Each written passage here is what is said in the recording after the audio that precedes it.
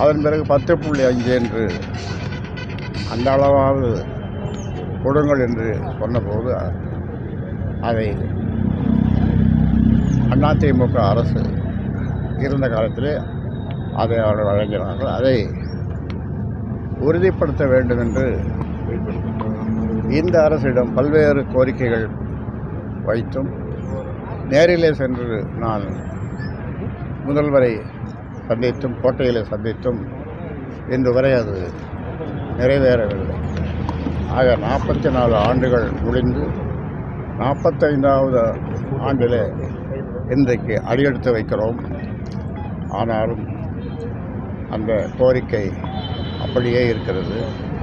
அதற்காக மீண்டும் ஒரு தமிழ்நாடு ஸ்தம்பிக்கிற அளவிற்கு ஒரு மிகப்பெரிய போராட்டம், 7 நாள் சாலை மறியல் போராட்டத்தை விட ஒரு கடுமையான போராட்டத்தை செய்தால்தான் இந்த அரசு பணியும் அல்லது கொடுக்கும் என்று நாங்கள் நம்புகிறோம். அந்த வகையில் அதற்கு இப்பொழுது இருக்கின்ற இளைய சக்திகள், இளைஞர்கள் ஆர்வமாக துடிப்போடு இருக்கிறார்கள். அதனாலே ஏனென்றால் அவர்கள் இவ்வளவு நாள் வஞ்சிக்கப்பட்டது, ஏமாற்றப்பட்டது